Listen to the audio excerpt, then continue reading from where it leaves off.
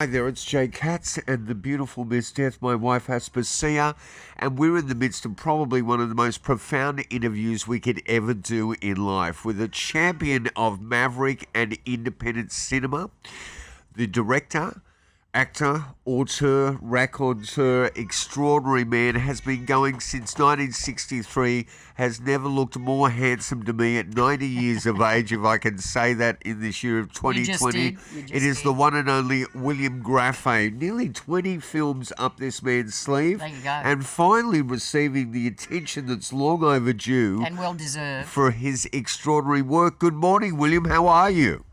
Terrific, terrific.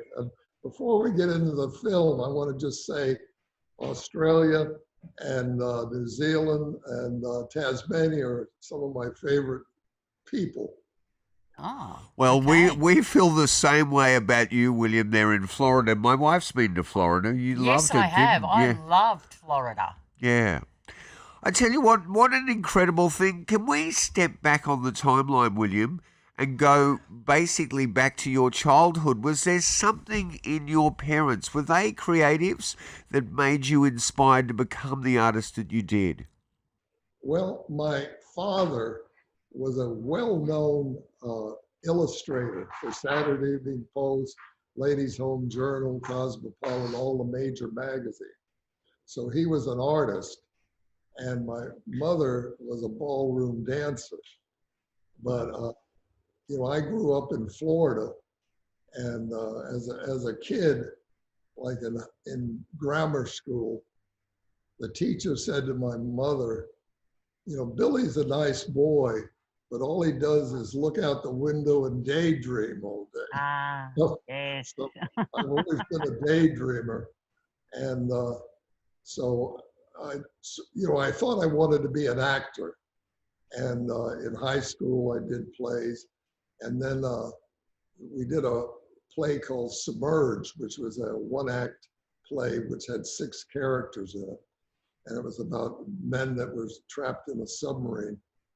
And so after we did that play, they had a contest in Florida to for doing dramatic readings and all that. And I memorized the whole play, and I played all 6 characters, and I won the Florida State dramatic contest on that. So from that, I thought I wanted to be an actor. So I did summer stock up in Woodstock, New York, which, Woodstock later became pretty famous, as Yeah. you know. And, but I was in summer stock with an actor you might know, a guy named Lee Marvin. Yeah, Oh, yeah. Really? yeah, we were in summer stock together. And, Lee was a Marine. He'd been in World War II in the Pacific. And he showed me his wallet, and where he got shot, some Japanese bullet hit him right in the wallet, right in the ass. Wow. So anyway, Lee went on to be quite famous. And, He and never wanted you to stand in for him. Both of you are tall in stature and you have the same sort of handsome looks as Lee Marvin. Did he ever want you as his stunt double? Did he ever say that to you? no, no. Well, he wasn't famous. When I knew him, he wasn't famous. He was just Right. starting out. And later on, after summer stock, a couple of years later, he went to New York and started getting work in New York. So when I knew him, he was a nobody, just another actor in summer stock. All So, right. Well, let's hit on your very first film, and is that the Checkered Flag? correct. So let me tell you how I got in. This is insane the way I got in the film business. See, during the Korean War, I guess I'd seen too many John Wayne movies, and I joined up, and I was in the military during the Korean War. And after the war, I got married, and I said, boy, this acting is not too secure. So, and then my wife got pregnant, and, I thought, oh man, I got to make a living. So I went on the Miami Fire Department. I became a fireman. And we used to work 24 hours a day and we're off 48 hours. And so at the fire station, I started writing scripts, screenplays. And I wrote probably 4 or 5 screenplays, and I have the rejection slips to prove I wrote it because I couldn't sell one, you know. And finally, there was some local guy that did a lot of little commercials, and he wanted to do a feature. So he bought the checkered flag, and this was in Sebring, which is about 250 miles north of Miami. And so I took a vacation, you know, as you say there, holiday. Holiday. We say vacation, you guys say holiday.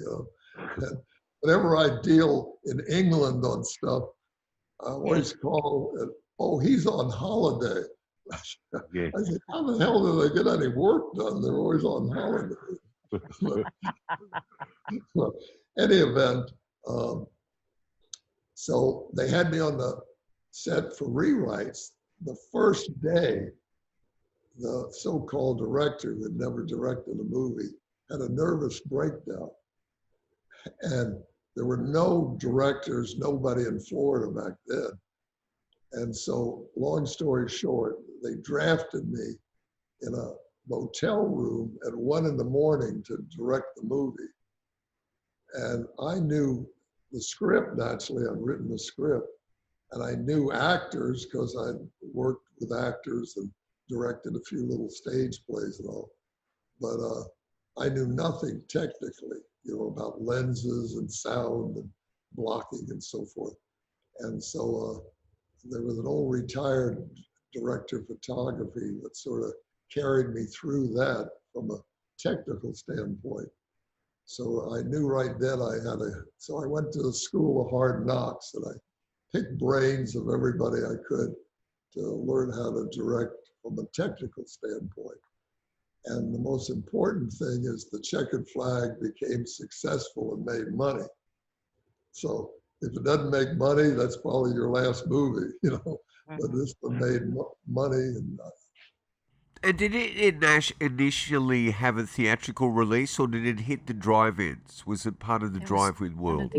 What is interesting, it played first feature against a movie called Trigger Happy with Steve Cochran. I don't know if you remember Steve Cochran. Yes, I remember it. Mm-hmm. But it played drive-ins and local theaters, you know, so it got a big theatrical release.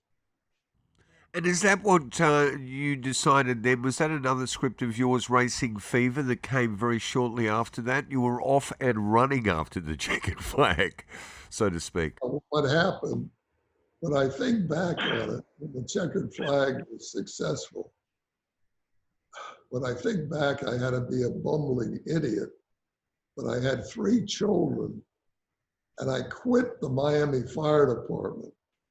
And my generation, if you had a civil service job, that was like gold. You're in for life. You got a pension and insurance. And so I take all the credit to my wife, because there's not one woman out of 100,000 that would let you quit a secure job, you know.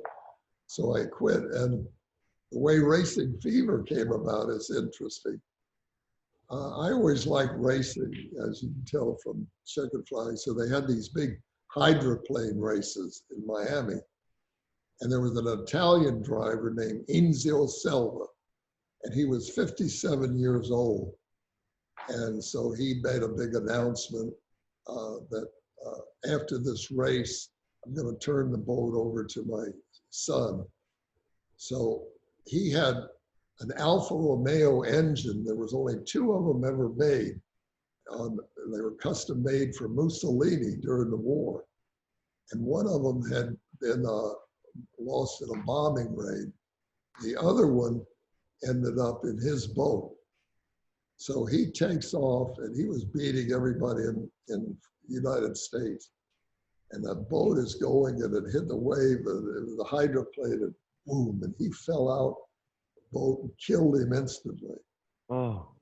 And his son dove off and tried to swim out to it.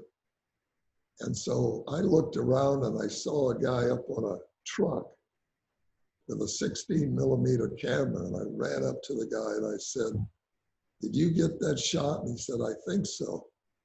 So I got his address and I looked at the shot a few days later and I bought the shot of that boat flipping and I wrote the whole script, Racing Fever, Right. based on that. But I changed it to an American, that got killed and all that. So that was the first movie in the history of Florida ever got a major release, which Allied Artists released the film. And so that sort of got. And was it successful? Yeah, very successful. Yeah, Allied, uh, and but then. Do you want me to go on? If I can interject here, that is really the whole notion of maverick and independent filmmaking. I mean, basing an entire feature around one shot that you saw that day by happen chance. And I was recently looking at Netflix and put up The Other Side of the Wind, the failed feature film by Orson Welles, and he spoke about the ability to embrace the accident, to have the awareness to know about the accident. We're talking quite literally here, but he said the accident can take you to moments creatively that are beyond your own imagination. And I think that you actually show that embracing of the accident. The next film we're stepping to is The Devil's Sister, which has only recently been discovered by an independent film collector in Germany. And my wife and I have always done that. We've done film archaeology. We live in a warehouse full of 16mm and 35mm prints. And initially, when we started a dialogue to build up to this interview, I can remember a statement by you going, if you can find elements or even, a print of this lost feature of mine, I get a feeling that independent film collectors, and it's an underground world because it wasn't necessarily a legal thing at those stages to have those prints passed around, but they have become the true archaeologists of 20th century and possibly, even going into the 21st century film history. So maybe tell us a bit what took you to The Devil's Sisters and all about the restoration and the rediscovery of it. Well, The Devil's Sisters was not my third film. Really? My third film was Sting of Death. Yes. One of our favorites. Yes, we love that film. And every time we look at it with other people, they absolutely enjoy that thoroughly. Well, I have made so many films in the Everglades, they can't let me out of the Everglades, Like when Arrow is releasing, they have the artwork of me there and they title it, "He Came from the Swamp." Right, yeah. Which is brilliant. I buried in the Everglades my whole career. But anyway, no, we did Sting of Death. And there's a lot of interesting stories on that. I don't know if you want to hear them or not. Yes. We would love to hear them. Start with them. We'll get to The Devil's Sisters. But the so-called producer of that had never made a movie. He was a building contractor, but he wanted to be a movie producer. So he hired me to direct the thing. And there's one scene where they're all out on the boat, and he had rented the boat. So we show up in the morning and the weather report is 30-foot seas, like 50-mile-an-hour winds. And I said to him, "Richard, there is no way in God's world we could go out to do underwater work and stuff, because we were going to do underwater too." So he said, "I rented this boat, I paid for it, we're going out." So boom, boom, we go out, we get out there, and it was so rough, there's no way you could film, So one of the divers, we had some bikini babies and he wanted to impress them. So he dives overboard, and when he dived overboard, he came up, "Help, help." He was getting washed out to sea, We had to throw him life. So anyway, I finally said to Richard, I said, Richard, we'll go up to Rainbow Springs, which is a clear, beautiful spring upstate Florida, and do our underwater there.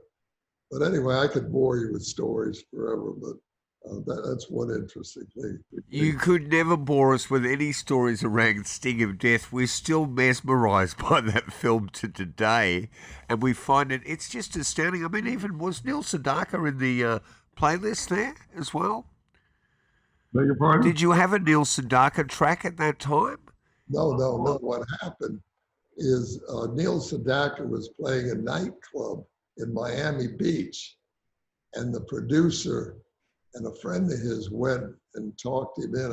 They paid him big bucks, I guess, to do it, but I had nothing to do with getting Neil Sedaka. But they paid him to write the song and all, you know. But you know the director Frank Hellenlotter? Yes, lovely person. Yeah, Frank's a good friend of mine, and he said you can always tell a Bill Grefe movie when you see the girls' butts wiggling around, you know. So if you remember Sting of Death, I had a lot of low shots of the gal dancing, you know. So that's Frank Hellenlotter's take on me. Really, Wow. I guess that would be Frank. Now, Do the Jellyfish, was that written for the film?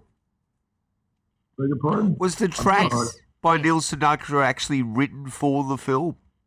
Yeah. Yeah, they paid him to That's yeah. incredible. That is remarkable. Have you got any other thoughts about Sting I of was Death? going to ask who came up with that, you know, the jellyfish, The costume. the costume. All right. Doug Hobart played, and Doug sort of, I think he thinks he's reincarnated from Lon Chaney. He loves anything horror. Right? So Doug Hobart came up with the costume, and he also played Tartu. He also Right, played Death Curse, yes. And so, Doug came up and he came up with several different things, and that was the one costume I liked and approved, you know. But I shot Sting of Death, and that was my big budget. 15 days I had to shoot that film. Wow. So after that, in those days, all distributors, they released double features, 2 horror movies. So the distributor, he could not find a second horror movie to go. So he said the magic word. He said, Bill, if you could come up with a script, I'll finance it. And the minute he said he'll finance it, but the only monkey on my back was this was December. And you know, back then, any young filmmakers that are watching today, I say it's a no-brainer to make a film today from a technical standpoint, because everything is digital. Yeah. Back then, our damn cameras weighed 200 pounds. Yes, And the film was so expensive. When you're on a budget, you could only do 1 or 2 takes, you know. So anyway, the distributor said, I have to have this in the theater April 15th, when all the drive-ins open up north. So anyway, I was not about to turn the deal down. So I wrote Death Curse of Tartu in 24 hours. One night. I stayed up all night. A week later, we were shooting, and I shot it in 7 days. 7 days. That's remarkable achievement. And of all the films I've made, I say Death Curse of Tartu. Tartu will not die. He lives forever. I think it's the most well known of your films of that period. When I speak to other people, they all speak about the Death Curse of Tartu. How remarkable.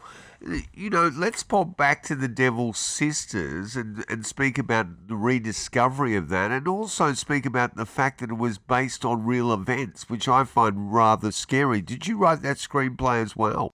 Well, myself and another writer, what we did, is we got the court records out of Mexico, and the court records showed what they did. And based on those real court records, we wrote the screenplay. And the same distributor that had handled Death Curse of Tar 2 and Sting of Death, they backed the Devil Sisters. And the Devil Sisters, see, Castro had taken over in Cuba, and all the film community out of Cuba had fled to Miami. So there were a lot of actors and so forth in Miami. So I used all Cuban actors in the major parts of that. And Velia Martinez was very well known and actress in Cuba and South America and all. So I think she did a beautiful job.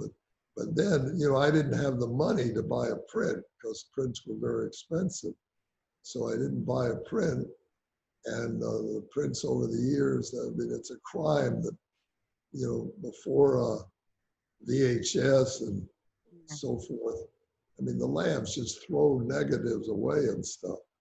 So I looked for like 20 years for a print, and finally I found a print in Germany that some collector had. And I bought that print, but for some reason, the last 7 minutes were missing. So I had to recreate that until, you know, how the last 7 minutes. So that's why I'm always ask anybody if they ever run into something, I'd love to get the last 7 minutes of that film. Wow. You know, that's fascinating. How many prints do you think were struck in the day from the original negative? Do you have any idea of that, so you can then track? Roughly, I would say 15 or 20. See, we used That's to There's not so do, many. No. see what had, I mean, now the majors, they used to go 1,000 prints, you know, but independent prints were so expensive. We used to do what we call bicycle the prints. Mm-hmm. And bicycle them, you'd take Miami area and you'd saturate it in maybe 8 or 10 theaters.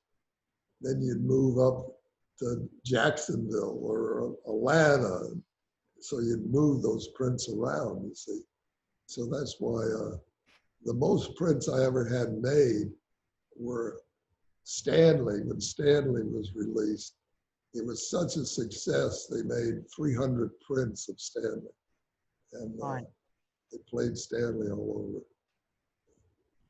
So That was what was the premise? What was the story on the Devil's Sisters of the Devil? What was it? Devil Sisters. Devil's Sisters. What was the story of that? What was that case? Because I haven't Well, seen that true one. story.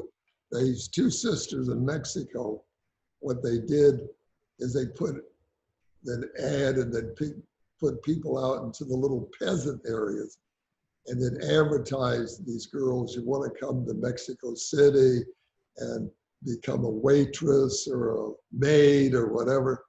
And all Mhm. these poor little innocent girls would go and they would kidnap them and use them as prostitutes. And then Oh, right. they killed dozens of women and buried them on a ranch out there. And so that's where we got the title, The Devil Sisters. Right. And Okay. so it was based on true events, you know. But it is the only film I think I made that I call a real film noir, because it was black and white. It's the only one I ever shot in black and white, and it has just the feel Yes. of that. Okay. But Gee, we have to see that. What a Yes. remarkable thing to go back to that film decades later and reshoot the last 7 minutes of it. How did you do that? I'm sorry, I didn't hear it. No. I just said what a remarkable thing finding that it was missing the ending and you had to reshoot that decades later. I didn't reshoot it. What I did is I got on camera and I told Oh, you told the story. of the whole ending work, you know, which is not the best way, but anyway, I you know, if this damn virus ever gets out of our system, maybe someday I'll reshoot the ending, you know, because it's a no-brainer today technically, as I said. And you went on to do, I mean, one of the films, and I think I was searching for it. Would I have a record album to the Hook Generation? Did that actually get some cachet out there, the Hook Generation? Was there an album release to that? No, I'm trying to remember. No, there's no album released to my knowledge. But Hook Generation, everything back then was, Miami was a big center for South American, Cuban drug runners to come in. And that's but have you seen the Hook Generation? No, I haven't. I need to see it. I need to see it. It's one of my favorite films. And I don't know if you're familiar with John Davis Chandler, Johnny Chandler. He's a No, just great, talk to me about him. he's a great character actor. And did you see Outlaw Josie Wales, Clint Eastwood? Yes, yes.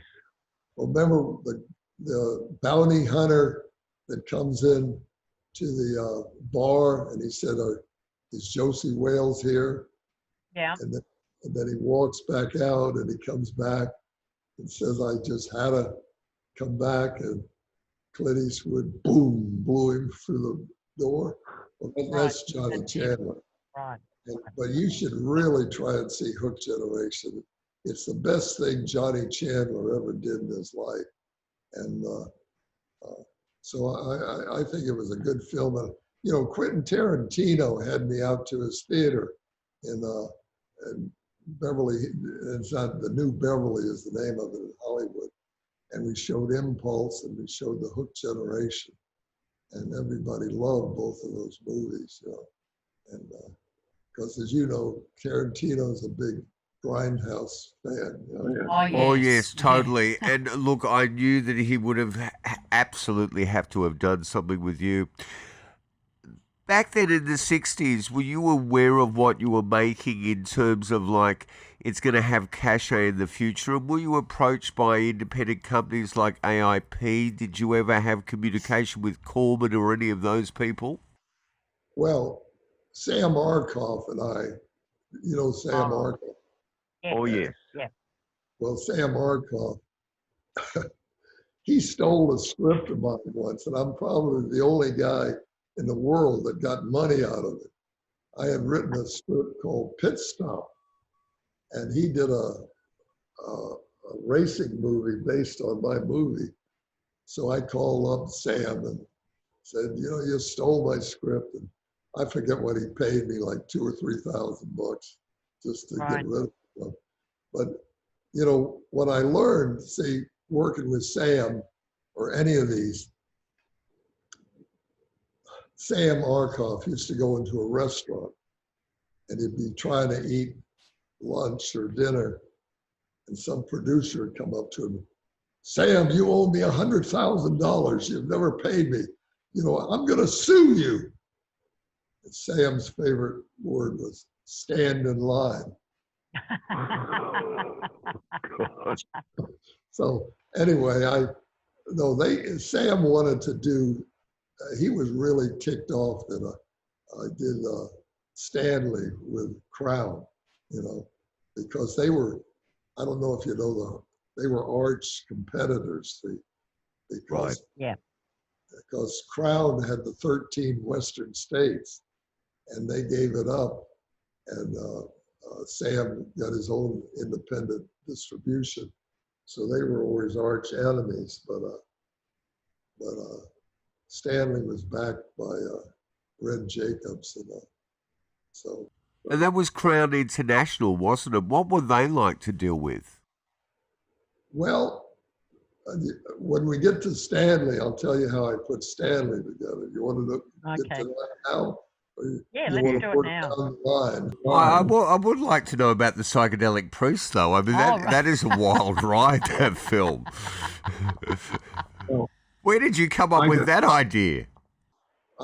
Well, it wasn't my idea, but Psychedelic Priest, I'll guarantee you, a dime to $1,000 bill. There's never been a movie made like that, with no script, We shot it with no script whatsoever. I shot it in Los Angeles. And the way that came about is this crazy producer I knew called me up and he said, Bill, I got a fantastic idea for what's happening today. He said, it's a Catholic priest leaves the church and starts traveling with all the hippies and long hairs. And I said, well, it sounds like what's happening today. Send me a screenplay. He says, there's not time. Just jump on a plane and get out here. Well, I've been around the block. And I said, no, it doesn't quite work that way. His name was Terry. And I said, Terry, it doesn't work that way. You send me half my salary and a round trip ticket and I'll come out. So about a week or two later, I get a round trip ticket and half my salary. And so I went to LA and he meets me at the airport. He wouldn't send me the script. And so I said, well, let me read the script. It sounds like a great idea. I'm in serious trouble, Grefe. He said, what? I don't have a script. Wow. I said, you don't have a script? What the hell did you bring me out here for? And he says, where I'm in real trouble, I raised $50,000 in trading stamps. And I don't know if you know what trading stamps were, but trading stamps back then in Los Angeles and California, let's say you owned a garage for automobiles and I owned a TV shop. If I needed my transmission fixed, I would go to you and give him trading stamps. And then if he wanted a new TV set, he'd give me trading stamps. So Right. he had no cash, but he had $50,000 in trading stamps. Lord. So And where anyway, did he get the trading stamps from? Where did he get $50,000 worth of trading stamps? he was such a hustler. This Yeah, guy, right. Yeah. I could go on. This guy was a hustler. But Yeah. I mean, I got so many stories about being with a real witch. If you want to hear these stories, I'll bore you to tears. But You there's could never bore us for a second. never been a movie made in history on trading stamps and no script. And so anyway, you know, when I made that, right after that, I became president of Ivan Tor Studios, which was Oh, Flipper really? and Metal Bend and all of that. And you know, Ivan Tor's was all family oriented. So I didn't want to take director's credit on a drug oriented film. So I just took credit as the director of photography. But I shot that with three people on the crew. And we shot the whole movie with no script. And I used real hippies. And if you ever see it, there's one scene that I'm super proud of. There's a scene out in the desert that we just went out in the desert and there were a lot of hippies living there. And I dreamt up a scene where this one gal was pregnant and she has to deliver. So the hippies get her in their van. And so we're driving along, we see a bunch of hippies. So I grabbed them all and I told them what we were doing. And long story short, I was with Ivan Torres and I'd flown out on a weekend just to finish that movie. So I had to get the red eye back to Miami. And this was like 3 PM and we're in the desert. I had to get back to the airport to get the red eye. So this scene, I shot this whole scene of her giving birth to the baby and all of this. I shot that in like 20 minutes with handheld camera and I did it all myself. So if you ever see it, when you see that scene, and that's the one scene I'm really proud of. You know what? I have So- seen it. I have seen it, and I love that film. It is outrageous, and it's remarkable. You know, the one thing to me, you know, low budget, independent director working against all odds, and your films are incredibly beautiful in terms of their cinematography, their colour, and they're all outside locations. I mean, Hitchcock was studio bound for his entire career. Yeah, well, that's why at least I shot one in California, not the Everglades swamps. Tell us about Ivan. I got to tell you, I got to tell Sorry. you one more story on the psychedelic priest. We were riding down Sunset Boulevard, and I had a handheld camera, and we were shooting. Back then, all the hippies were with knapsacks, and they were sleeping in doorways, and they were all on Sunset.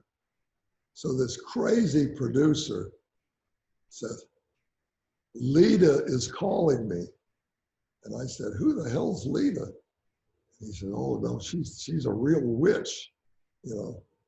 And so I found out later she had been written up 5 pages in Esquire magazine.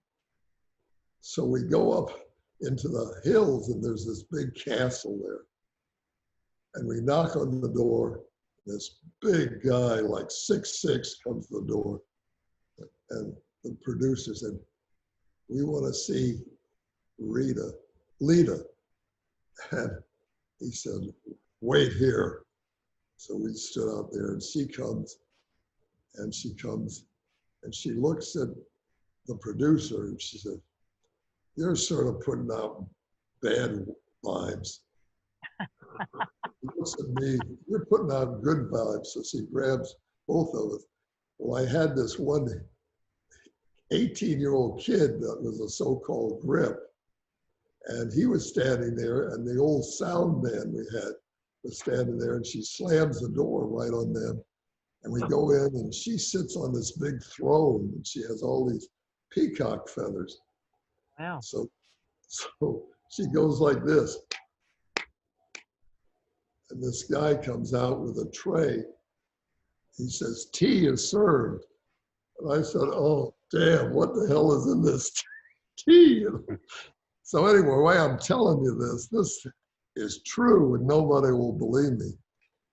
After about 20 minutes, I said, "Our 2 friends are standing out there, and it's hot. What, can you invite them in?" And the big guy goes, "Let's in." Well, this 18-year-old kid comes in, and he's jiving, man. He's really cutting. And she said, "Sit." Froze right in his tracks. And some way she hypnotized him just like that. Wow. So she was a real witch, So anyway, I got so many stories. I'll have to tell you when I went to bed with Gloria Swanson. You want to hear that story? I would Oh, love to. yeah, Let's let's not. And we'll get back to Ivan Tors in a minute. Tell us about Gloria. This kills me. Well, here's the story. Gloria Swanson had made her big comeback at Sunset Boulevard. Yeah. So in Racing Fever and Checkered Flag was an actor named Charlie Martin. He was the older guy. And Charlie Martin was half actor, half gigolo. And all he did was date wealthy women. So I was in Los Angeles, and he calls me up and he said, "Bill, guess who I'm dating?" And I said, "Who?" And he said, "I'm dating Gloria Swanson. Do you want to meet her?" So I said, "Yeah, sure. But she was really big then, after Sunset Boulevard. So we go up, and she was running the old Douglas Fairbanks estate opposite Pickfair. So we go knock on the door, and Gloria Swanson comes, and he said, "I brought my friend." "Oh, guys, come in quick. In 5 minutes, Buster Keaton and I are going to be on television. We're on the Hollywood Palace. Now come in. We've got to watch this on television." So he drags us into her bedroom. She had this big 4-poster bed. We're all sitting there watching her and Buster Keaton on TV doing this old-fashioned stick, And to this day, I don't know what the deal was, but who walks by but George Hamilton? What? And George Hamilton is like 21 or 2 years old. Mm-hmm. And he walks by, and Gloria Swanson says, George, come in here." So George Hamilton, Charlie Martin, me, and Gloria Swanson are all in this bed. That's why I said I went to bed with Gloria Swanson. Yes, yes. I just sat on her bed. So anyway, I don't know if I should say this. I don't want to be sued or not. Maybe I won't tell you the rest of it. But You know what? We don't have a huge circulation, so I think you'll be fine to be and not being sued. So, anyway, I had always suspected that George Hamilton was like a kept young. Oh, of course he oh was. yes, That, yeah, I, yeah. yeah, I got that from that straight away. What else would I he be think doing that's there? actually been written up by Darwin Porter in some of the new Hollywood Babylon books. So anyway, 2 years ago at the Fort Lauderdale Film Festival, George Hamilton was there. Oh, I walked up to George Hamilton and I said, "Hey, George, I met you years ago." And he said, "Oh, where?" And I said, "In Gloria Swanson's bedroom." Lovely lady. I think he got rid of me like I was poison. I mean, I he just bet. ran from me. He didn't want to talk about Gloria Swanson. You nailed him. You nailed him, William. Beg your pardon? You nailed him. You got him right in the heart. that is incredible. I tell you what, I'd love to talk to you about Ivan Tors. I mean, what was Ivan Tors like to work for? And were you there during the huge success he was having with television's Flipper? Yeah, I became president of studio right after Flipper and Gentle Ben. But, you know, Ivan, the way I met Ivan was I showed the Devil Sisters at his studio, and because he wanted to see stuff, they offered me some, TV directing, but I don't know if you know about TV, but it's such a pain, you and I never really got into TV. I always like to be independent, But when he offered me, to become president of the studio, my wife will tell you, I came home and I had the most depressed look on my face. And my wife, Grace, said, "Why are you so depressed? You just became president." I said, "I've got to go to work now. I got to get up and go to work at 9 in the morning and work till 5 or 6 every day. Because see, in the film business, I mean, it's not glorious. It's hard work, 14, 15-hour days, But then when the movie's over, you can, relax and go wherever, But it's not a steady job, So that was the only steady job I had other than the fire department in my life. The rest has always been just independent. You've got that true bohemian spirit to you, and I think it's actually a stamp of the maverick to step outside of the system, to have the courage, some may call it naivety, to just keep going forward with something that you control and not be under the thumb of someone else. I mean, I did a couple of years of TV here in Australia as a film critic and nearly killed me. You're under the thumb of other people. It's just awful. Yeah. Well, TV, I mean, my daughter Melanie, who you met earlier, is the first assistant director. And boy, she's got her hands full. It's unbelievable. And you could see, I instantly asked Melanie that, and you could see she goes, "Well, I'm not a real director." And I said, "You are a real director, and you can step into the place of a real director." But there was a big smile on her face when I said, "You're a famous star. People must remember you from Porky's too." Well, she, if you look her up on International Movie Database, she's done over 100 major films or TV series. So That's remarkable. I mean, she did, Harrison Ford, Burt Reynolds. She did Waterworld, and all these big films she did, And on Waterworld, she called me one time And she says, Dad, we're $75 million over budget. And I said, Melanie, don't cry to me. What you guys spend on coffee and donuts, I could do 3 movies. They should have brought you in, William. They should have brought you in. You could have finished the picture like that. How long were you with Ivan Tours? How long did that last for? 2 years. 2 years. And what happened is Ivan's wife died. And Ivan just became so devastated, he sold the studio and he moved to Africa. And he did a lot of stuff because Ivan's first love was animals. His second love was filmmaking. So he moved to Africa. And when they closed the studio down, that's when I went back to be independent, but Ivan was a great guy. I really liked. And he must have seen something in you that made him realize that he could put you in such a responsible position. I mean, that's an incredible thing.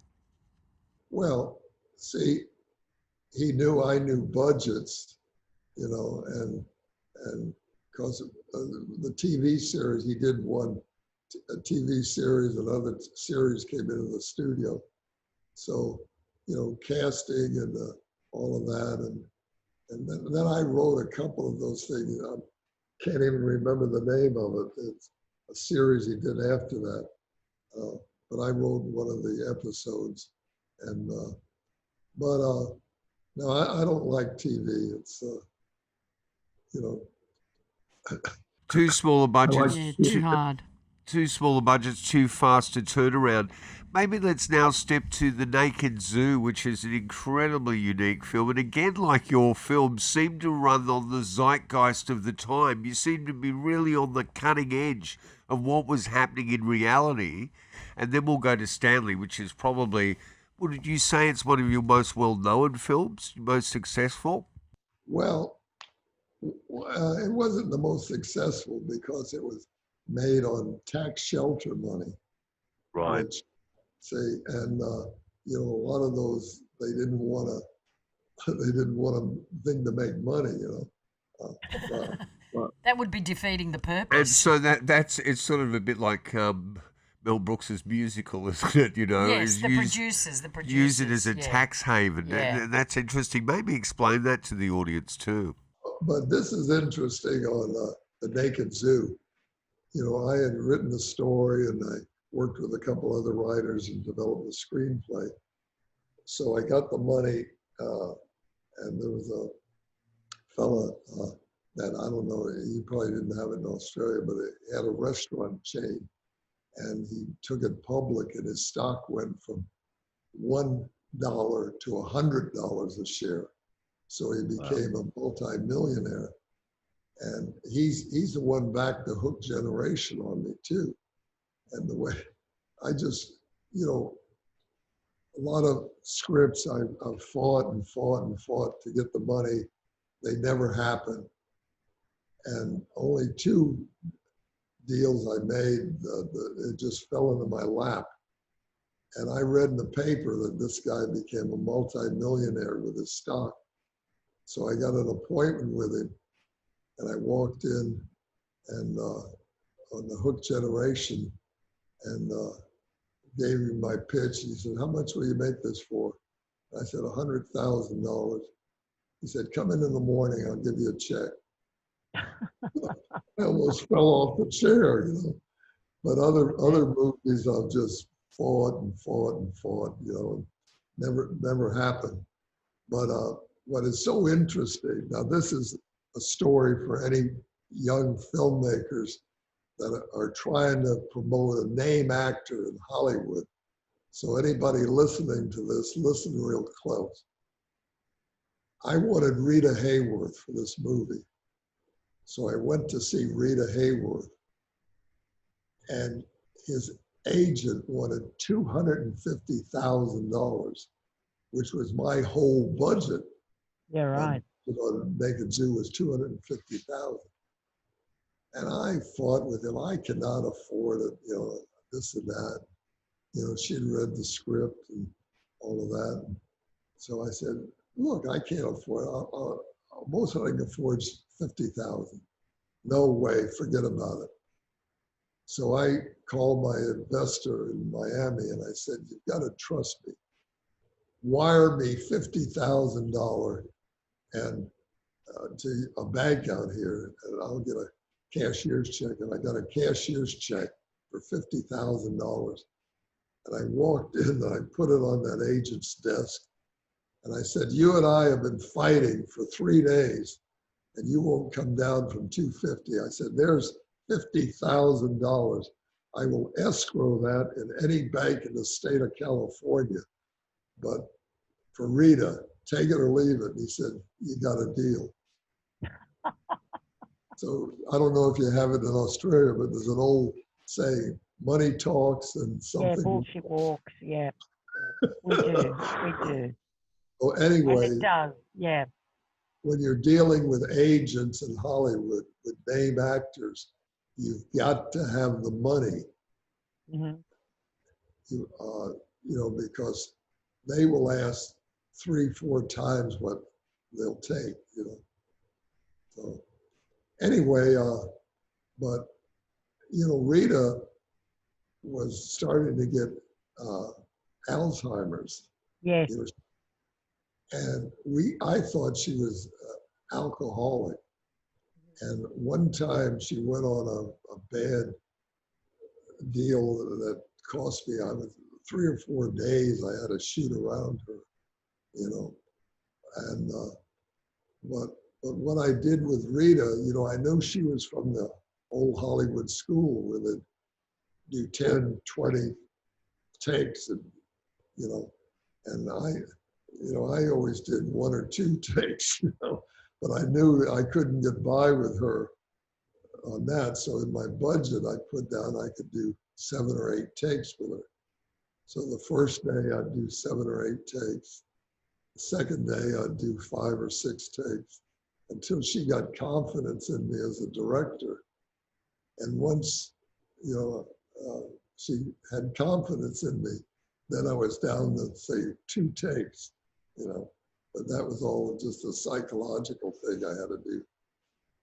I mean, that must have been very difficult because she was undiagnosed and also she was a very early case of Alzheimer's, which is unheard of and is still quite rare She to was this in day. her 30s, yes.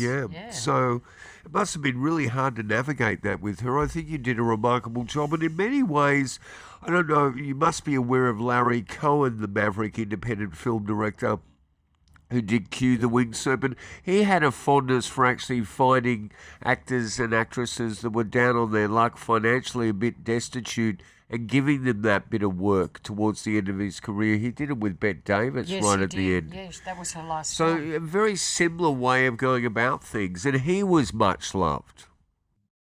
Well, you mentioned Betty Davis. Her most famous quote, which I love, is she said, growing old is not for sissies. No, Yes, it's yeah, not. yeah. Look, I must interject here in the midst of your film history. What is the secret to longevity? Because you seem to have that down. You're as sharp as a tack. You look fantastic. And are you 90 years of age? Yeah, I turned May 17th. Wow. There you go. But a lot of it, my mother lived to be like 94, and my father, I wasn't born until he was 57 years old. Right. Wow. So my father was born in 1875, which back then, people born then lived to be 35, 40, 45 years old. And my dad lived to be 83. So Right. I think a lot of it is just in the genes, Yeah, you got good genes. Yeah, so that's one of the keys. Plus, see, before this damn virus hit, the pandemic, I used to do all kind of stuff with young filmmakers, and we'd go out, and there's one film, I don't know, are you on Netflix or? Yes, yes, we are.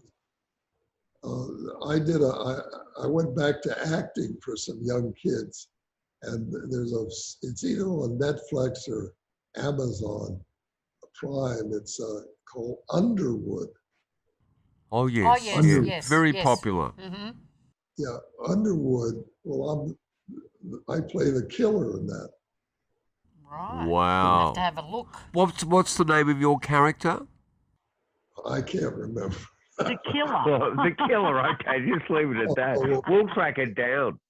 but when they drafted, because I hadn't acted since I was a kid, so they drafted me to act in that. So anyway, the only trouble with Underwood, and I told this young director on the quiet, I said, I read the script, and for like 35, 40 minutes, it was a suspense film, and all he did was develop characters.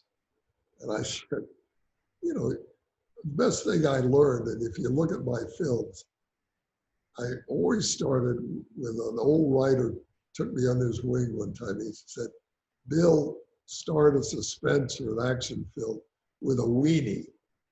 I said, what the hell's a weenie? And he said, you gotta grab the audience in the first 5 minutes. Yeah. So you look at Racing Fever, the boat turns over. You look at Stanley, he walks and gets hit by the snake, So I always tried to start. So the kid didn't, start it. So the first 30, 40 minutes is boring, boring, boring of developing characters. And then I come on in where what happened, the basic plot is when I was young, I killed these people and drowned them in a lake. But now I became a nice, I own a store, like a grocery store. So it's in a small town, and this writer, a woman writer, comes in, and she wants to be isolated. So she rents this cabin, but the ghosts come back and start telling her about this murder. So at the end of the movie, they did 2 night shoots, and at my age, I'm in the damn icy water all night shoot. And we shot up in Ocala, which that abandoned lake, there's nothing but alligators. And I said, oh, hell, here I am again. I'll be wrestling an alligator. Back in the swamp, yeah. I didn't tell you how I wrestled the alligator in Tartu, but I'll tell you that story. I'd love to hear that story. Well, you saw Tartu, didn't you? Oh yeah, we love We've Tartu. seen it several times. Yeah. Remember where the girl is, the alligator chews her arm off, and Yes. And the alligator's next to her? Well, my animal trainer was crazy. This guy he was born 100 years too late. I mean, he lived in the Everglades. And so I told him, his name was Frank Weed, and I said, Frank, I got to use an alligator. Bring me a tame alligator. Is such a thing? So in the morning, he drives up, and this damn alligator is like 10, 11 feet. And it's so damn big, the tail was tied up because it would drag out of his pickup truck. So anyway, I explained to the girl what we were going to do, and she said, forget about it. There's no way I'm laying next to that alligator. Because what I was going to do is we dug a post hole with a post hole digger, and I put her real arm in, and I had a fake arm, and the alligator's mouth on the fake arm and piano wire it. But she didn't want to be next to that alligator. So like an idiot, I said, look, there's nothing to it. Let me show you. So I laid down next to that alligator, and the damn alligator rolled on top of me. And I'm grabbed the alligator, and he's beating with his tail, So and then the girl was 100 yards away running like hell. And so anyway, Frank Weed and I, got the alligator out, but fortunately we had his mouth with a Fire. piano player around it, so he couldn't Yeah. bite. But their tail is, I don't know if you ever saw that picture of me with a 12-foot anaconda snake around me. Did you ever see that? No. I haven't think I seen did. that. I did see You've seen that. that? Yeah, yeah. Wow. Okay. It's Yeah, I another think one it's on where you wrestled. But any event, what were we talking about? Oh, I mean, I find that fascinating. Let me just digress here back to the swamp. You spent a lot of time in that swamp on those locations and those incredible hovercraft, wind-driven platforms. Did you? There are a lot of tales about the Bigfoot of the Everglades. Did you ever have moments coming across any of that anomalous Aren't they the stuff? skunk ape? Yeah, the skunk skunk ape. Were there any stories associated with your pictures where that came up? uh, no, I go in the Everglades a lot. Well, one interesting trip, we were in an airboat and we came into a beautiful lagoon and there was water lilies and all. And so we cut the engine and we guyed in and there was a big crane, those big long-legged cranes. Yes. This crane was sitting on top of a big water lily and the crane took off and he got maybe 3 feet off and an alligator came boom right out of the water and got that crane and went under, and but no, I just, was used to the Everglades and, but like I learned, see, when on Sting of Death, I told you that producer, he didn't know anything about the film business. Right. So he said, I have a friend has a hunting camp in the middle of the Everglades. We're going to shoot there. Well, to go in the middle of the Everglades with a full crew and all is a nightmare because you've got to drive out Alligator Alley and you got to get in airboats. It's very time consuming. So I said, Richard, there's a lot of areas close in where we could fake the Everglades. No, we're going out there. So we go out in airboats and there was a cord attached from the Aeroflex to the battery. The damn thing fell overboard. Oh my God. We lost it. We get all the way out there and we couldn't shoot. So I had to send the airboat back, a truck to Miami. So we didn't start shooting till 2 in the afternoon. So from that, I always tried to film where I could get a truck there, where you don't have to go out. Except for second unit, I did a lot of second unit, with a handheld camera out with airboats and stuff. I love the way that you seem to have a tenaciousness and a pragmatism. I love the way you keep going back to younger filmmakers, and of course, we think it's an important thing that people find their creative talents. And most people are intimidated, they're pushed back, they're told to fall in line and become a cog in the system, and they don't live their full potential in life. They're sort of, in many ways, they come to the end of their working career and they're cracked, they're wrecked, they're destroyed. And you're mirroring all the words inside my mind about giving people the confidence and the power to go ahead with an independent career and to think for themselves, become their own boss.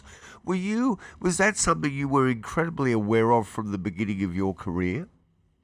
Well, I've always tried to help people, like, you know who Herschel Gordon Lewis is.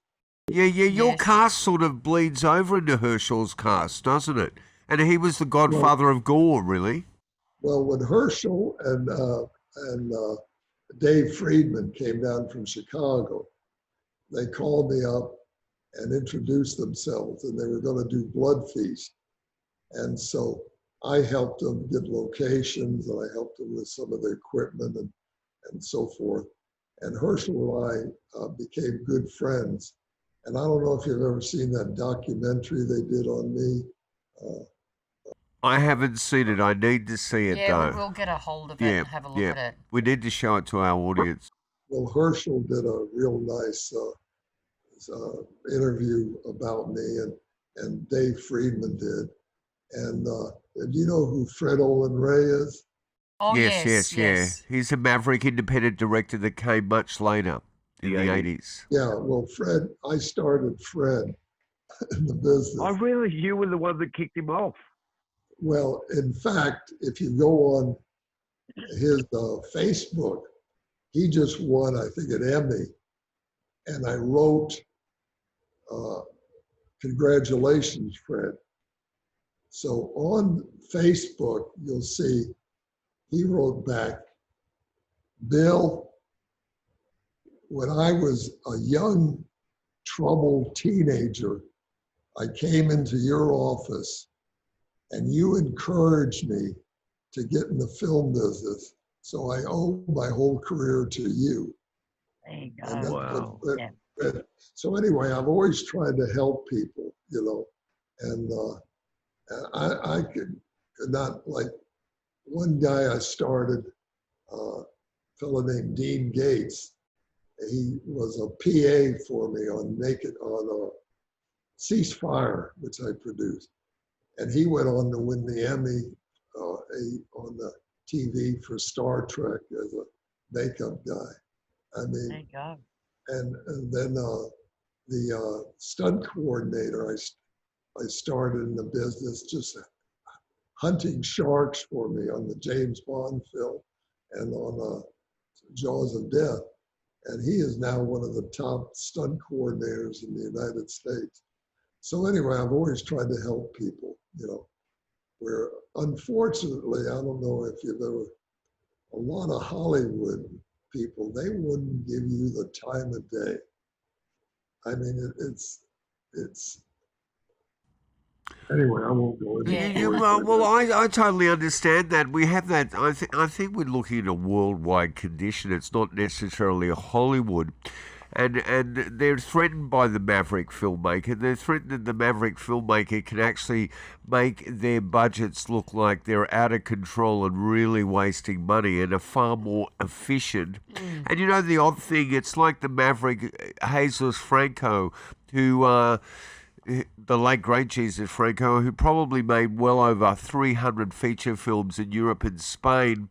And when Orson Welles went from exile, he actually wanted to meet up with Franco, and all the crew with him was going, "What are you talking about?"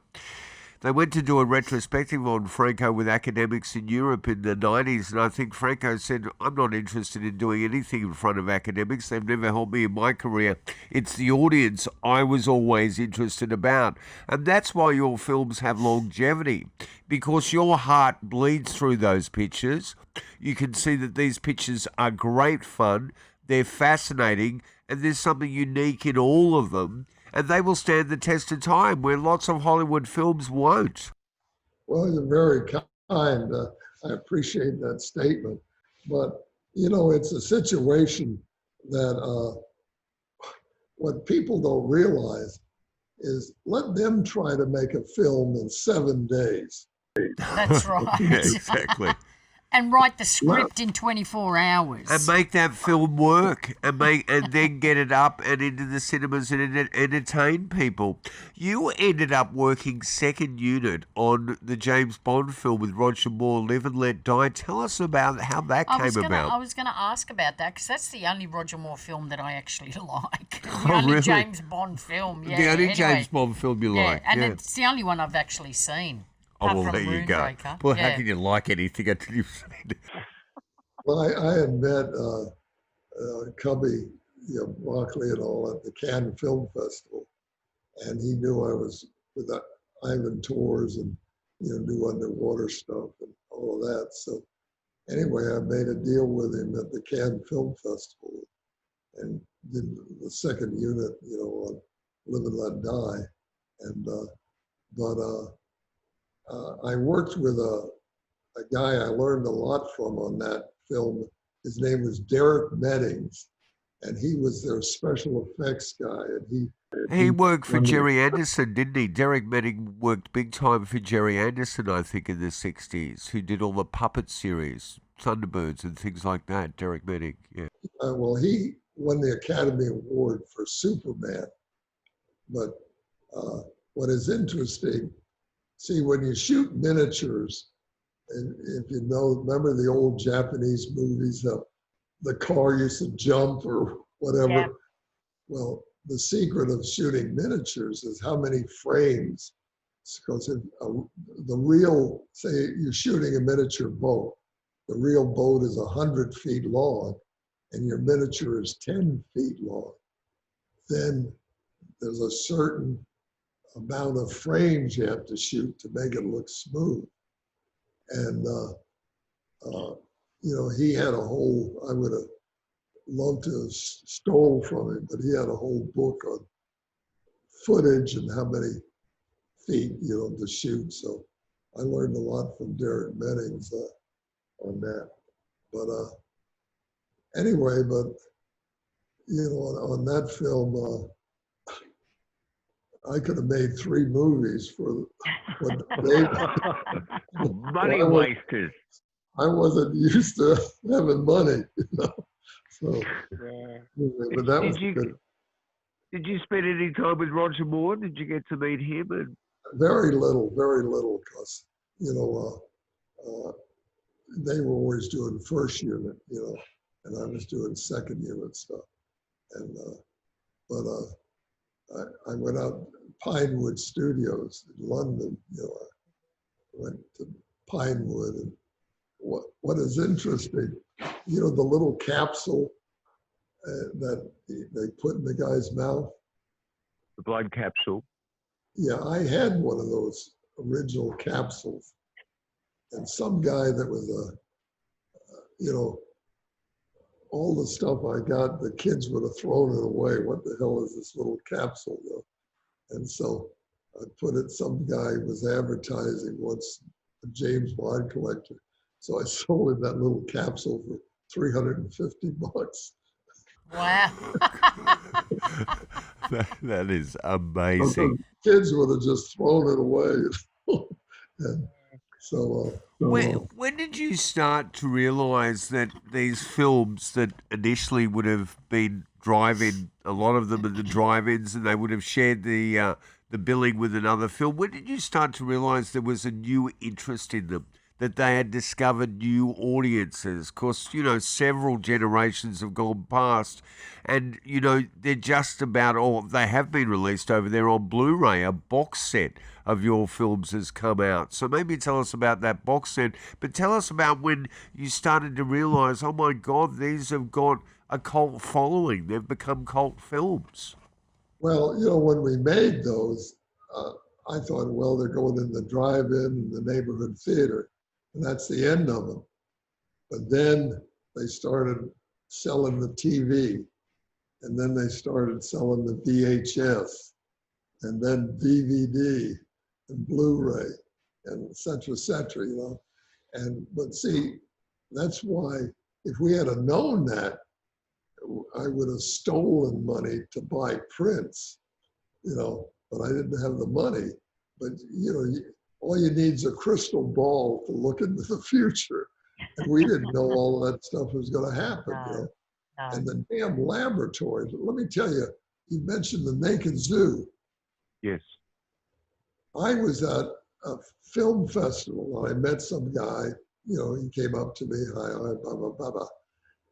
I got a call from him a couple of years later, and he lived in New York. He said, I was driving by Deluxe laboratories and were throwing all of these films in the garbage. So I climbed in and I found the Naked Zoo, a print of the Naked Zoo. Do you want it?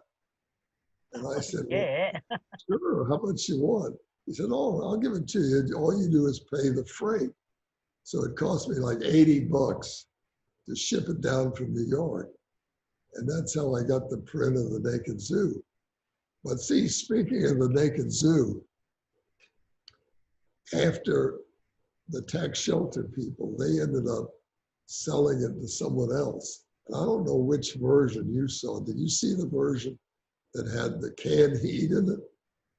Yes, yes, I think so. See, that is not my film. Right. The canned heat and a lot of that porno stuff is not my film. And they sold it and they put that in, which like an idiot, I didn't put it. I had, director's cut that had to be the way I. So when I made the deal with Arrow, I said, I am not releasing this unless you cut all of that out and go back to my original cut as much as Good on possible. you. So the canned heat was not, it's just, and you could tell the camera It's totally work, different. Yeah, yeah, and the girl with the vibrator, remember that? yeah. But just looking at it, you can tell it's not my. Well, that's not the photography. hand of William Grefe. William Grefe was never a smut peddler.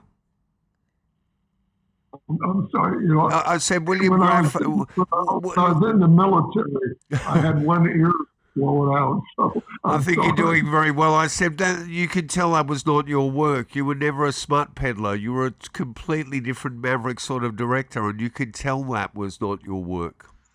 Well, I I I actually gave up a bloody fortune. I could have done nudies and all of that, and porno films. I could have made a fortune, but I I just didn't have it in me to do that. So my films, I'm proud of them, and I can show them to my family, and all of that. Because So, did Dave Freeman want you to do any of the films he was doing? Because that was part of what Dave was doing. Although Dave, to me, comes across as a rather sweet guy, but was doing everything from the erotic adventures of Zorro to Fatty Hill to God knows what.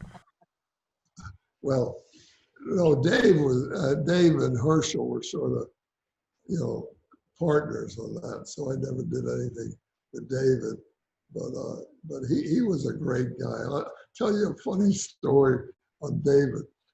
I was in Los Angeles in the hotel, and he walks in with a big, buxom blonde, and he said, "Hi, Bill. I want you to meet whatever her name was. She's starring in my next movie. I just flew her in from Alabama." And I said, saw him in the bar that night, and I said, "Dave, for God's sakes, there's 10,000 buxom blondes in LA. Why did you fly this gal in?" And he said, "Do I have to tell you, Bill?" And I said, "Okay." But let me tell you the funniest thing Dave ever did. Back, before porno, they had nudie films. Nudie cuties. Nudie cuties. He did a film, I think it was called Knights of the Round Table, and it was supposed to be in the ancient time, the Knights of the Round Table. So at that time, I think it was Warner Brothers was doing Camelot, which was the biggest film with Richard Harris and Redgrave. So they had all of the knights and thousands of extras in the back lot, and horses jousting and all that. He gets one of these 10,000 millimeter lenses that goes up in the hills, and he filmed all of that and put it in his That's a work of genius. That's genius. See, now, one of my favorite movies on independent filmmaking is, what's the name of it? It's out of my head now. It was with Steve Martin and Jerry Lewis? No, Steve Martin. Oh, gee whiz. Steve Martin was where he played an independent film producer, and what Bowfinger. Bowfinger. All right, yeah. Yes. Have you ever seen Bowfinger? I think I have seen it. I have seen I it. haven't, Yes. but my wife. Yeah, Yeah. I've seen. Yeah. Watch Bowfinger because a lot of the guys are just like Bowfinger. What the way they stole shots and all of this, you know. Mm, The greatest, the greatest scene. I love the editing in it. There's a scene where he tells his investors, "Now I'm going to have the greatest crew, the most expensive crew Hollywood can buy. And believe me, when you see my crew," and boom, he cuts and he's in a van at the Mexican border and he got a bunch of Mexicans that had never made a film and he hustles them in his van and they end up his crew, you know. So please see Bowfinger, you'll love it. You know what? Your sense of humour must have carried you well through all of this. Were you ever in contact with other filmmakers like yourself, Ray Dennis Strickler, Ted V. Mickles? Did those names ever cross your path like Dave Freeman and Herschel Gordon Lewis? Uh, Trying to remember, no, Dave and Horst, well, you know, I was second unit director on a film, The Del Tenney. Are you familiar with Del Tenney? He was out of New I don't York. know him. No. No, I don't No. think That so. was the second film I ever worked on. And he came down from New York and I was second unit director. And I did most of the exterior. And that was, you know, you mentioned the Orson Welles film. Yes, Other Side of the Wind. A good friend of mine is, uh, he loves independent films. He was the editor of that. Wow. And he, interesting, Bob Mikulski is his name. Look him up. He's done, edited tons of film. And this is interesting. On Death, Curse, and Tartu, I get a call from Bob. And he said, "Bill, I'm at Paramount. I'm editing a movie." And we have lunch and we're sitting in the room. We turn the TV on and Death, Curse, and Tartu is playing on Turner Classic Movies. I'm sitting here with Peter Bogdanovich Oh, wow. and Frank Marshall. You know who Frank Marshall is? Yeah. Frank Marshall is the biggest producer in Hollywood. He does all of Spielberg's movies. Uh-huh. Yep. I said to Bob, I said, "Do me a big favor, Bob. Tell Frank Marshall if he wants to produce my next movie, the budget is coffee and donuts."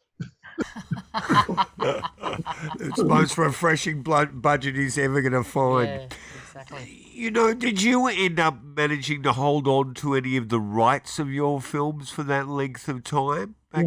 Oh my God, in roundabout ways, you know, because the films that I did not actually own a piece of, I was on at a deferment of salary. And when they didn't pay me based on the contract, the film came to me. Right. See, so that's the way I got a lot of my films, you know.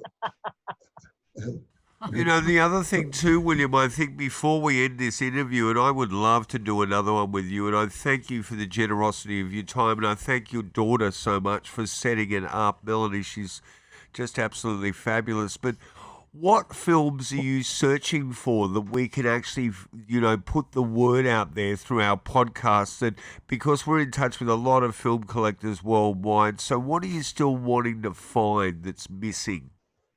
well, I found, you know, the one I want to find is the ending to the Devil Sisters, but that's about the only film that I don't have, you know. And but Bob Mikulski, you know, the editor I told you about, Yes. the Orson Welles editing, he is a grindhouse fanatic, and he has a small distribution company as a hobby.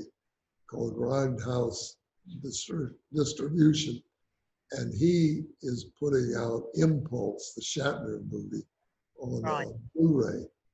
So that will be out in several months. But he's now on a film he's editing. He's going to London, so there's sort of a delay getting that on the Blu-ray. But that will be out. But anybody that ever runs into a print of, the Devil Sisters, please, I'd love to get the ending. That's the one. Yep. Maybe we should get in touch with your friend as well. We've got a few things, a few Los Francos, I think, on 35mm too. And I'm trying to track down the By Night films, the films that fell between the Mondo Cane and the Nudie Cuties that were all filmed in nightclubs around the world, basically in the early 60s. So maybe we should keep in touch in that regard. But I would love to do a second interview and talk more in depth about your films. We will get Melanie to send us links and we'll put up with the podcast to all your new releases so we can actually send people to get this extraordinary box set that's come out, to get copies of the Yes. documentary. Yes. And you even do what I think is really empowering for young directors who want to think outside of the system, because we come across a lot of film students. They enroll, they go to the film and television school here, and they come out cynical, really angry, and want to give Destroyed. up the profession. And you do a series, I think you've actually put them out on disc or something, where you lecture about being an independent filmmaker. Right. Well, the main thing I try to tell young filmmakers, and I've seen this, I said, I'd say 80, 90% of my films, the secret is preparation. In other words, I mean, like some of the films, like Death Curse of Tartu, I couldn't prepare because I couldn't refuse the money, you follow me? But any film that I got the money, I spent at least 8 weeks prepping it. And more young filmmakers I've seen, what happens is they fight to get the money. They get the money. Hey, we got the money. Let's make a film. And before they know it, they're over schedule and over budget, you see. So preparation is the key. So, fortunately, the films that I had a wing, like the Psychedelic Priest, I had the experience to wing it. But if I had gone into my first film, which I pretty well, I didn't do the blocking as much as the DP did, but remember I told you how I could handle the actors because I knew the script, see. But once I knew the technical end of it, then what I'd do is I never did storyboards, but I'd sketch out like dolly shots and things and how I wanted to block the actors. When I started, I mean, all of these big Hollywood films, like Melanie's done films that have been 6, 7, 8 months. I mean, she's worked twice with John Frankenheimer, Wow. And so anyway, without preparation, I mean, they're shooting 50, 60, 70 days. Let them try to make a movie in 7 or 10 days. See how they do. So that's where I take my hat off to independence, Well, we take our hat off to you. You're a true gentleman. You're very generous of spirit. You're extremely kind-hearted. And you're probably, one of the most approachable mavericks we have on the planet. I think you're a true living inspiration, William. And we can't thank you enough for your time today. It's been an absolute pleasure and a joy. And we have so many more questions to ask you. And we'd love to actually interview Melanie at some stage as Very well. interesting too. Yeah. Absolutely. Melanie, Get in here now. Melanie, come here and say goodbye to them Yeah. real quick. And I just wish you all the health and success and happiness that you deserve. Yeah. Well, There's Melanie. Hello. Hi, how are you? Hi, how are Melanie? you? Very Melanie, well. this is my wife Asma, and we just wanted to say thank you to you, and we would love to interview you at some stage as well. You sound like Oh, you've you got know, a... I'm just behind the camera. I'm just. she's got a million stories. I bet she has. But I tell you what, your father is remarkable. He's a true gentleman. I think He's Melanie so knows generous, that. and we just thank you so much for your time. Not so much, that for his career, which I'm very proud of, but he's a remarkable father. I bet he is. Yeah, Yeah. remarkable man. Grandfather, great grandfather, just a wonderful husband. So he's It comes across. he's Yeah, pretty It really solid. does. And I say, It's so how long you've been married? And I say, about 120 years. All right. Well, thank you so much. I appreciate your time. We'll Thank you. we'll get you, if you can, to send us the links to where people can go to purchase the box set and all the stuff that's coming out. Or any other information. The that website, you want and we will up. send you a copy of this as soon as it's popped together in a week or so. The interview, it's yours to do with what you want. Terrific. Thank you so much. Okay, Thank well, you. take care, guys. When I come to Sydney, I'll look you up. Oh, Please that'd be do great. that. You're quite welcome to come and stay. Absolutely. And you will always be a big part of our heart, William. We really appreciate who you are, and we just wish you all the success and health for the future. And thank you so much on behalf of The Naked World. The Naked World, inspired by the Naked Zoo. That's the name of our podcast. Well, we'll end by saying, Australians are blood brothers to real Americans. You know that. Yes, we are. And I'll tell you what, when it comes to the swamplands, we've certainly got that as well. So we adore you. Take good care. Have a lovely day. Thank you. Thank you. Bye-bye. Thanks a lot. Take Bye-bye. care, guys. Bye-bye. Bye.